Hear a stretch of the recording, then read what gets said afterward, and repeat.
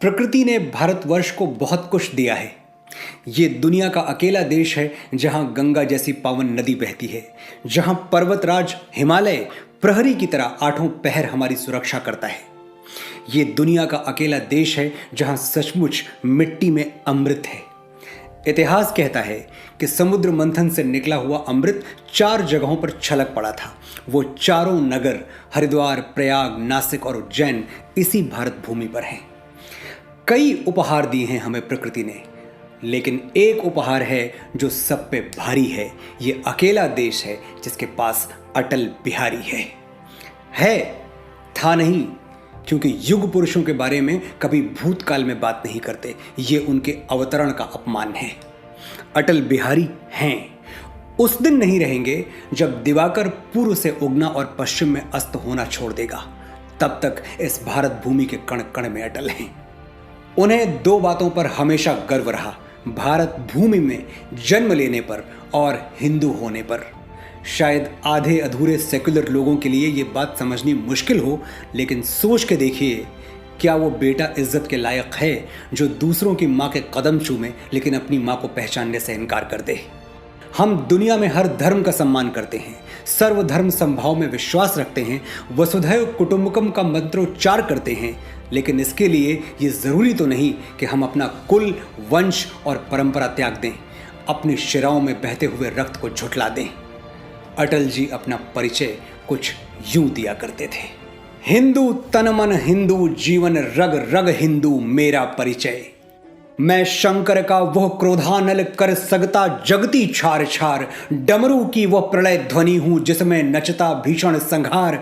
रणचंडी की अतृप्त प्यास, मैं दुर्गा का उन्मत्त हास, मैं यम की प्रलयंकार पुकार, जलते मरघट का धुआंधार। फिर अंतरतम की ज्वाला से जगती में आग लगा दूं मैं, यदि धधक उठे जल थल अंबर जड़ चेतन तो कैसा विस्मय। हिंदू तन मन हिंदू, जीवन रग रग हिंदू, मेरा परिचय। मैं आदि पुरुष निर्भयता का वरदान लिए आया भू पर, पय पीकर सब मरते आए, मैं अमर हुआ लो विष पीकर। अधरों की प्यास बुझाई है पीकर मैंने वो आग प्रखर, हो जाती दुनिया भस्म सात जिसको पल भर में ही छूकर। भय से व्याकुल फिर दुनिया ने प्रारंभ किया मेरा पूजन, मैं नर नारायण नीलकंठ बन गया न इसमें कुछ संशय।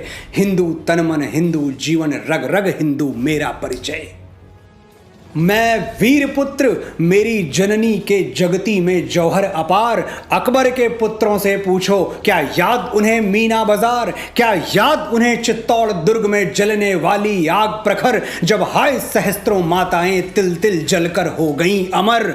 वो बुझने वाली आग नहीं, रग रग में उसे समाये हूं, यदि कभी अचानक फूट पड़े विप्लव लेकर तो क्या विस्मय। हिंदू तन मन हिंदू, जीवन रग रग हिंदू, मेरा परिचय। होकर स्वतंत्र मैंने कब चाहा है कर लूं जग को गुलाम, मैंने तो सदा सिखाया है करना अपने मन को गुलाम। गोपाल राम के नामों पर कब मैंने अत्याचार किए, कब दुनिया को हिंदू करने घर घर में नरसंहार किए। कोई बतलाए काबुल में जाकर मैंने कितनी मस्जिद तोड़ी। भूभाग नहीं, शत शत मानव के हृदय जीतने का निश्चय। हिंदू तन मन हिंदू, जीवन रग रग हिंदू, मेरा परिचय। हिंदुत्व और भारतीयता की कोख से जन्मे भारत रत्न अटल बिहारी वाजपेयी ने अपने आदर्श भी वही चुने जिन पर यह देव पूजित धरा अभिमान करते नहीं थकती। अटल राम के उपासक भी थे और अनुगामी भी। वो सिर्फ रामायण का पाठ करने और रामनवमी पे चरणामृत पीने तक सीमित नहीं रहे। जब अवसर आया तो उन्होंने दिखा दिया कि उनके मन में ही नहीं, आचरण में भी राम है। 1996 कौन भूल सकता है। अटल जी प्रधानमंत्री बने और जब सदन में बहुमत सिद्ध करने का समय आया तो उनके सामने 2 विकल्प थे, सूटकेसों के बल पर सरकार बना लें या सरकार गिरने दें और अपने अंदर का राम बचा लें। प्रधानमंत्री बनने के 13वें दिन अपने पद से त्याग पत्र देते हुए अटल जी ने संसद में जो कहा था वो 1300 वर्षों तक भारतीय लोकतंत्र का मस्तक ऊंचा रखने के लिए पर्याप्त है।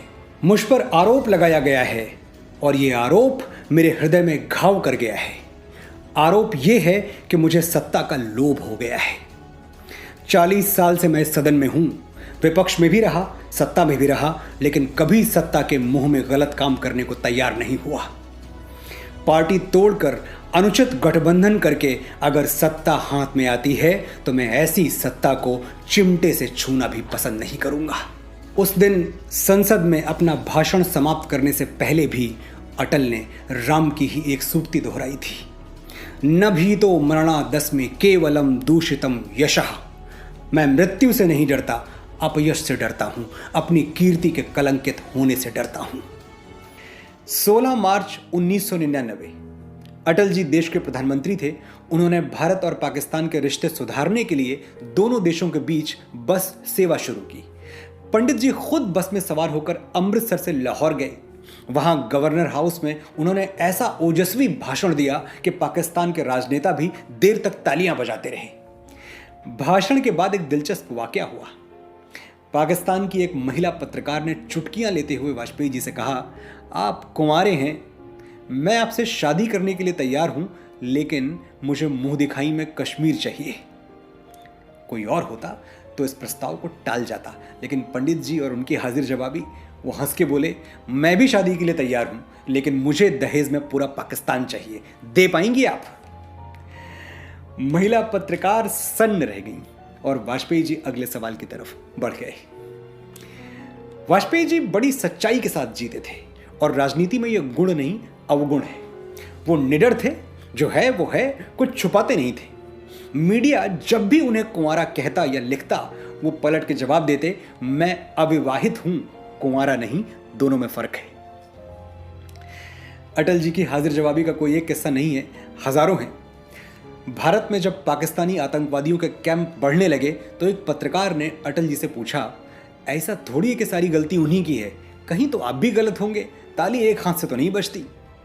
वाजपेयी जी बोले, ताली एक हाथ से नहीं बजती, चुटकी तो बज सकती है, तो पाकिस्तान चुटकी बजा रहा है। बात सच भी है, पाकिस्तान ने हमेशा चुटकी ही बजाई है। कभी इंसर्जेंसी, कभी आतंकवाद, हमसे खुल के दो हाथ करने की हिम्मत वो कभी जुटा नहीं पाए। एक और घटना याद आती है। पाकिस्तान के तत्कालीन प्रधानमंत्री ने एक बेहद आपत्तिजनक बयान दिया, कश्मीर के बिना पाकिस्तान अधूरा है। पलट के अटल जी का जवाब देश के हर अखबार में छपा, पाकिस्तान के बिना हिंदुस्तान अधूरा है। इशारा साफ था कि रहने के लिए दुनिया में कई खूबसूरत जगहें हैं, लेकिन अच्छा यही होगा कि औकात में रहो। सरदार खुशवंत सिंह, उन्होंने एक कॉलम में लिखा, अटल जी आदमी तो अच्छे हैं, बस एक बुराई है कि गलत पार्टी में है। अटल जी से रजत शर्मा ने इस बारे में पूछा तो उन्होंने बड़ा सधा हुआ उत्तर दिया, अगर मैं सचमुच में अच्छा आदमी हूं तो गलत पार्टी में कैसे हो सकता हूं, और अगर मैं गलत पार्टी में हूं तो अच्छा आदमी कैसे हो सकता हूं? अगर फल अच्छा है तो पेड़ खराब नहीं हो सकता। कितनी सच्ची बात है, अगर फल अच्छा है तो पेड़ खराब नहीं हो सकता। उन आंखों का हंसना भी क्या जिन आंखों में पानी न हो, वो जवानी जवानी नहीं जिसकी कोई कहानी न हो। जवानी की एक कहानी आज मैं आपको सुनाता हूं। एक लड़का था, एक लड़की थी। लड़का मिडिल क्लास फैमिली से, पर होनहार, तेज तर्रार, खुददार और ऐसा ओरेटर कि बोलने लगे तो लोग सर से पांव तक कान बन के सुनते थे। लड़की सुशील, संस्कारी, सुंदर, बहुत ज्यादा सुंदर और अमीर, काफी अमीर, राजघराने की बेटी। ये लव स्टोरी शुरू हुई सन 42 के आसपास, तो इसे 1942 लव स्टोरी भी कह सकते हैं। ग्वालियर के गवर्नमेंट कॉलेज में लड़का पढ़ने आता है, जहां पहली बार वो लड़की से मिलता है और मिलते ही उसे दिल दे बैठता है। वो जमाना ऐसा था कि लड़के बरसों बरस प्यार करते रहते थे, लेकिन इतनी हिम्मत नहीं जुटा पाते थे कि लड़की के आगे अपना दिल खोल कर रखते हैं। पर वो और लड़के थे। अटल बिहारी वाजपेयी में हिम्मत की कमी तो कभी थी ही नहीं। उन्होंने एक चिट्ठी लिखी राजकुमारी कौल के नाम, उस लड़की के नाम। चिट्ठी में वो प्रेम उड़ेल कर रख दिया जो उनके हृदय कलश में भरा हुआ था। लड़की की अपनी एक झिझक होती है, एक शर्म होती है, सीधे उसके हाथों में चिट्ठी थमाना उसे असहज कर सकता है, ये सोचकर अटल जी ने अपनी चिट्ठी एक किताब के बीच छुपाकर राजकुमारी तक पहुंचा दी। चिट्ठी राजकुमारी को मिल गई, लेकिन जवाब नहीं आया। दिन हफ्तों में बदल गए, हफ्ते महीनों में। अटल जी को जरूर उस वक्त कमर बदायूनी का एक शेर याद आया होगा। नामाबर यानी डाकिया, पोस्टमैन। नामाबर तू ही बता, तूने तो देखे होंगे कैसे होते हैं वो खत जिनके जवाब आते हैं। तो क्या राजकुमारी ने सचमुच उनका प्यार नजरअंदाज कर दिया था? नहीं, राजकुमारी जी ने जवाब लिखा और एक दूसरी किताब में रख दिया, यह सोचकर कि अटल जी तक वो किताब जरूर पहुंच जाएगी। अटल जी स्कॉलर थे, बहुत पढ़ते थे, बहुत सा वक्त लाइब्रेरी में गुजारते थे। पता नहीं कितनी और किताबें उनके हाथों से गुजरी, लेकिन वक्त का सितम देखिए, एक वही किताब उनके हाथों तक पहुंचने का रास्ता नहीं ढूंढ पाई। भटकती रह गई एक रात मेरी, तुम्हारे बाजुओं में सो न पाई। बहुत कुछ होता है दुनिया में, लेकिन यही एक चीज थी जो हो न पाई। नियति का घात अटल जी समझ नहीं पाए और दिल पे पत्थर रखकर उन्होंने ये स्वीकार कर लिया कि उनकी हथेली में राजकुमारी नाम की रेखा है ही नहीं। अटल जी आंसू पी के आगे बढ़ गए। दिन गुजर गए। राजकुमारी अटल जी से उतना ही प्रेम करती थीं जितना अटल जी उनसे, लेश मात्र भी कम नहीं। वो अटल की अर्धांगिनी बनना चाहती थीं, लेकिन बीच में वो पर्वत आ गए जिन्हें पार करने की कोशिश में न जाने कितनी मोहब्बतें गुमनाम रास्तों पर भटक कर दम तोड़ चुकी हैं। राजकुमारी सचमुच राजकुमारी थीं और अटल उस छोटे से कबीले के बाशिंदे जिसे स्वप्न लोग कहते हैं। राजकुमारी का आलीशान सच अटल के धुंधले सपनों के साथ एक छत के तले कैसे रहता। वही हुआ जो होता है। दो दिल टूटे, दो दिल हारे, दुनिया वालों सदके तुम्हारे। राजकुमारी तड़प कर रह गईं, लेकिन वो अटल की हो नहीं पाई। उनके हाथों में किसी और के नाम की मेहंदी रच गई, उनका सर किसी और की ओढ़नी में ढक गया। दफना दिया गया मुझे चांदी की कब्र में, मैं जिसको चाहती थी वो लड़का गरीब था। वो गरीब लड़का 3 बार इस देश का प्रधानमंत्री बना, लोकतंत्र के सबसे ऊंचे पदों पर सुशोभित हुआ। पूरी दुनिया का सौंदर्य उसके कदमों पर बिछने के लिए तड़प रहा था, लेकिन बात वहीं आके रुक गई कि लहू और इश्क रंग दोनों का फीका हो नहीं सकता। मैं उसका हो चुका हूं, अब किसी का हो नहीं सकता। अटल जी ने जीवन भर विवाह नहीं किया। किताब में रखे हुए राजकुमारी के उस खत का इंतजार करते रहे जो कभी उन तक पहुंचा ही नहीं। थोड़ा पीछे लौटते हैं, इमरजेंसी के टाइम में। श्रीमती इंदिरा गांधी देश की प्रधानमंत्री थीं और उनका ऐसा दबदबा था, यह दबदबा शायद गलत शब्द है, उनका ऐसा आतंक था कि उनके आगे कोई बोलने की हिम्मत नहीं जुटा पाता था। जो ये गुस्ताखी करता भी उसे फौरन या तो जेल में ठूंस दिया जाता या नजरबंद कर दिया जाता। लगभग तानाशाही वाला माहौल था, लोकतंत्र की धज्जियां उड़ चुकी थी। बाकी सबने तो थक हार के चुप रहना सीख लिया, लेकिन अटल जी को ये कला आई नहीं। वो बोलते रहे और जम के बोलते रहे। इंदिरा जी को उनकी ये मुखरता खलने लगी। एक दिन सर्वदलीय बैठक में जब अटल जी ने पूरे जोश के साथ इमरजेंसी पर अपना विरोध व्यक्त किया तो इंदिरा जी का गुस्सा उबल पड़ा। वो बोली, अटल जी, ये जो आप हाथ हिला हिला कर बोलते हैं ना, मुझे आपके अंदर हिटलर दिखाई देता है। वो भी आप ही की तरह हाथ हिला हिला कर बोलता था। अटल जी हिटलर से अपनी तुलना किए जाने पर नाराज भी हो सकते थे, लेकिन वो हंसते हुए बोले, मैडम, मैं क्या, कोई भी जब बोलता है तो हाथ हिलाकर ही बात करता है। लेकिन अगर आपको मेरा हाथ हिलाना पसंद नहीं आता तो चलिए आज से मैं पैर हिला हिलाकर बात करूंगा, आप ठीक है? इंदिरा जी का चढ़ा हुआ पारा उतर गया और बहुत चाहते हुए भी वो अपनी हंसी नहीं रोक पाई। इमरजेंसी का ही एक और किस्सा याद आता है। अडवाणी जी और अटल जी दोनों को कांग्रेस सरकार ने बेंगलुरु की जेल में बंद कर दिया था। फिर अटल जी का स्वास्थ्य थोड़ा बिगड़ा और उन्हें एम्स में शिफ्ट करना पड़ा। लगभग पूरी इमरजेंसी के दौरान वो हॉस्पिटल में ही रहे। वहीं उनकी सर्जरी भी हुई।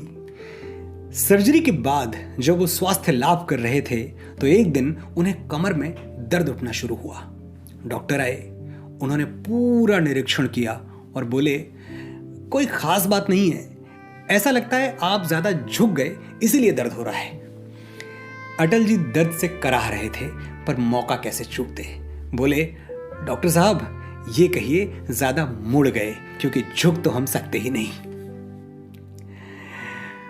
मजाक में कही थी पर बात एकदम सही थी। अटल जी जीवन भर अलगाववादी ताकतों से लड़ते रहे, राष्ट्र धर्म के पथ पर आगे बढ़ते रहे, क्या क्या नहीं सहा पर रुके नहीं, झुके नहीं। वो भारतवर्ष को जमीन का टुकड़ा या नक्शे पर खींची लकीर नहीं, एक जीता जागता राष्ट्र पुरुष मानते थे। भारत जमीन का टुकड़ा नहीं, जीता जागता राष्ट्र पुरुष है। हिमालय मस्तक है, कश्मीर किरीट है, पंजाब और बंगाल दो विशाल कंधे हैं, पूर्वी और पश्चिमी घाट दो विशाल जंघाएं हैं, कन्याकुमारी इसके चरण हैं, सागर इसके पग पखारता है। यह चंदन की भूमि है, अभिनंदन की भूमि है, यह तर्पण की भूमि है, यह अर्पण की भूमि है। इसका कंकर कंकर शंकर है, इसका बिंदु बिंदु गंगा जल है। हम जिएंगे तो इसके लिए, हम मरेंगे तो इसके लिए। कोई बाधा, कोई चुनौती अटल जी के होठों से यह वासंती स्वर छीन नहीं पाई। वो नए नए गीत लिखते रहे, गाते रहे और अपने लिखे हुए एक एक शब्द को जीते रहे। जब इस देश को मंदिर मस्जिद के नाम पर बांटा जा रहा था, अटल जी ने याद दिलाया कि हम एक हैं। हमारे धर्म अलग हो सकते हैं, इतिहास नहीं, पूर्वज नहीं। राम सबके हैं और जो देश राम राज्य की अवधारणा पर टिका हुआ है, जिसके संविधान में श्री राम का चित्र अंकित है, वहां राम का विरोध राष्ट्र का विरोध है। आइए अपने गौरवशाली इतिहास को स्वर मिलाकर पढ़ें और मतभेद भुलाकर कदम मिलाकर आगे बढ़ें। हमें इंस्पायर होने के लिए अपने हीरोज सात समंदर पार नहीं ढूंढने, बस कुछ बरस पीछे मुड़कर देखना है। अटल जी के पद चिन्ह हमारा मार्ग प्रशस्त करने के लिए पर्याप्त हैं। युग पुरुष अटल बिहारी वाजपेयी की स्मृतियों को नमन। और आपने ये पूरा एपिसोड इतने ध्यान से देखा और सुना, इसके लिए आपका आभार। फिर मिलेंगे।